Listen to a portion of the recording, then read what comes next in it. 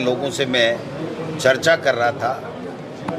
अचानक 4-5 ऑफिसर आए और मुझे खड़े खड़े कहा कि आप ही डोटासरा जी हैं। मैंने कहा जी हाँ।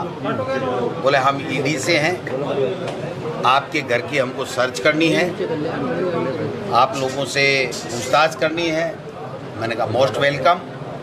जो 5-10 लोग यहाँ पर थे उनको सबको रोक लिया, हमारे सबके मोबाइल ले लिए। उन्होंने बड़ी तसल्ली के साथ में एक एक चीज़ की सर्च की और उसके बाद में मेरे छोटे बेटे अविनाश जो अकाउंट्स ऑफिसर है उससे उन्होंने बयानात लिए। कहीं भी कुछ भी न 1 रुपया मिला, न कोई किसी तरीके का कोई डॉक्यूमेंट उन्होंने सीज किया। केवल और केवल 3 मोबाइल, मेरा, मेरे दोनों बेटों का 3 मोबाइल और जो ईमेल है दोनों की बेटों की वो लेकर के गए हैं। और मेरी ईमेल उनसे खुल नहीं पाई, उसको डिलीट नहीं करने का मेरे से एफिडेविट लेकर के गए हैं। इसके अलावा कुछ भी मेरे यहाँ से नहीं मिला। केवल और केवल मेरे बेटे से उन्होंने जो सवाल किए वो सवाल तो उन्होंने अपने अलग से किए, बट जो मुझे जानकारी मिली है केवल कलाम कोचिंग से हमारा परिवार का क्या संबंध है इसके ऊपर उनकी पूरी की पूरी कार्यवाही, बयान पूरा का पूरा केंद्रित था। पेपर लीक का एक भी सवाल किसी भी सदस्य से हमसे नहीं पूछा गया। कानूनी रूप से जो उनके पास में भारतीय जनता पार्टी के तमाम नेताओं के द्वारा या किन्हीं के भी द्वारा जो सूचनाएं भेजी गई हैं, मैं समझता हूं कि उनके ऊपर एक इस तरीके का वातावरण बना करके और ये जो कार्रवाई भारतीय जनता पार्टी जिस तरीके से माहौल बनाना चाहती है, बिगाड़ना चाहती है, मैं समझता हूं कि ये प्रजातंत्र के लिए ठीक नहीं है। हम तैयार हैं, जो भी ईडी को कोई भी पूछताछ करनी हो, कोई भी जानकारी लेनी हो, हम उनको जानकारी उपलब्ध कराएंगे। जो भी दस्तावेज चाहिए उनको वो हम दस्तावेज उपलब्ध कराएंगे। अगर कहीं भी एक आलपिन की नोक जितना भी हमारा किसी पेपर लीक में किसी भी परिवार के सदस्य का अगर कोई इन्वॉल्वमेंट पाया जाए तो हम लोग पूरी तरीके से स्पष्ट करना चाहते हैं कि न तो हमारा पेपर लीक से कोई संबंध है, न हमारा कलाम कोचिंग से कोई संबंध है। केवल और केवल ये वातावरण दूषित करने का काम भारतीय जनता पार्टी कर रही है।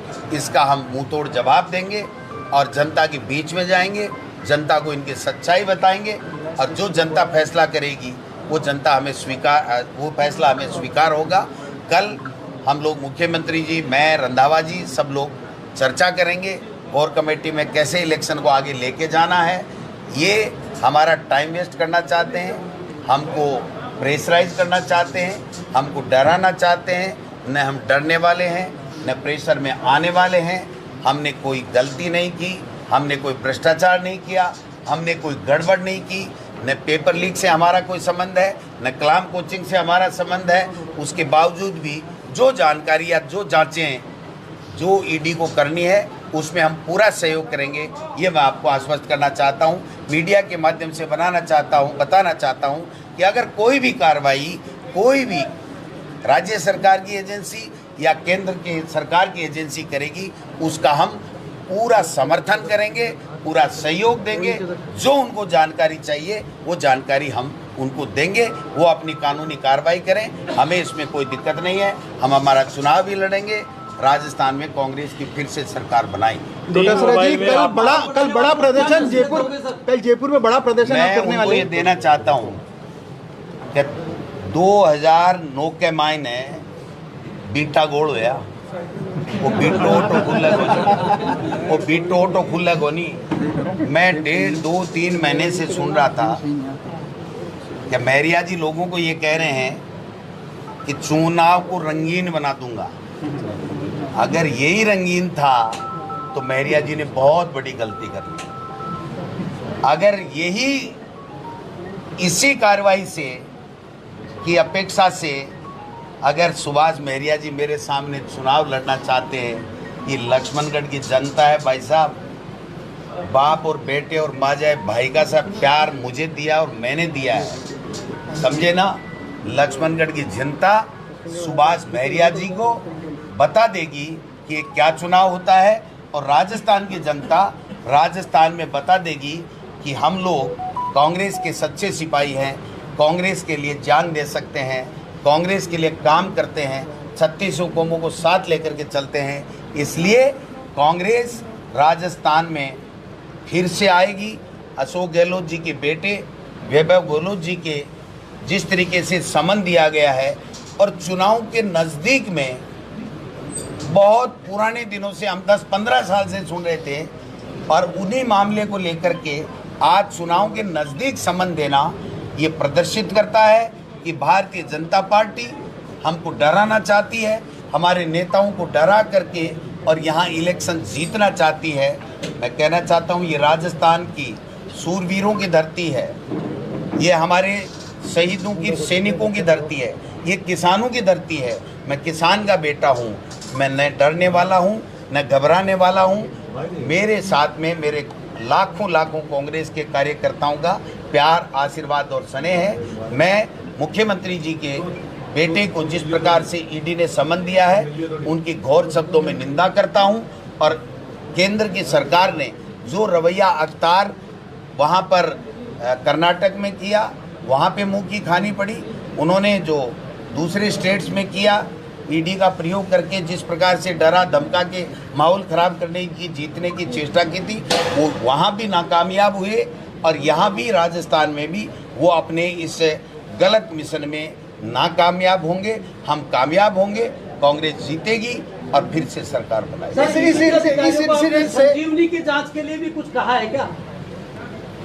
वो नहीं करेंगे, आपकी बात नहीं, वो नहीं करेंगे। मेरी बात मुझे पता है, जब मुख्यमंत्री बार बार कह रहा है केस दर्ज है, एसओजी मुलजिम मान चुकी है, उसके बावजूद भी अगर उनके खिलाफ करोड़ों करोड़ों रुपए के घोटाले की बातें जब आ रही हैं, उसके बावजूद भी अगर ईडी कार्रवाई नहीं कर रही है, और राठौड़ साहब की प्रॉपर्टी की जांच करा ली जाए, सुभाष महरिया जी की पूरी प्रॉपर्टी की जांच करा ली जाए, और गोविंद डोटासरा की पूरी प्रॉपर्टी की जांच करा ली जाए।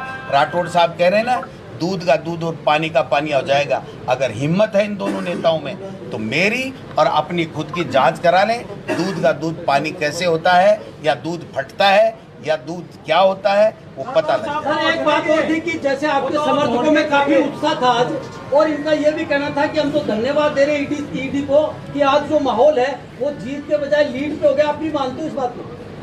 देखिए, कार्यकर्ता मेरी जान है, और कार्यकर्ता के कारण से ही गोविंद डोटासरा की ये हैसियत है। इसलिए कार्यकर्ता का मेरे पास शब्द नहीं है, मैं किन शब्दों में आभार प्रकट करूं। 9 बजे से लेकर के रात को 9 बजे तक जिस प्रकार का जो प्रदर्शन, जो मेरे समर्थन में जो नारेबाजी और जिस प्रकार का जज्बा दिखाया, मैं मेरी जिंदगी नहीं, मेरा पूरा परिवार कभी जिंदगी में भूल नहीं सकता। और मैं महरिया साहब को कह देना चाहता हूँ, आप फार्म भरना, और फार्म भरने के बाद में गोविंद डोटासरा पूरे राजस्थान में रहेगा। लक्ष्मणगढ़ में गोविंद डोटासरा चुनाव नहीं लड़ेगा, कांग्रेस के कार्यकर्ता और लक्ष्मणगढ़ के लोग चुनाव लड़ेंगे। धन्यवाद। जय हिंद, जय भारत।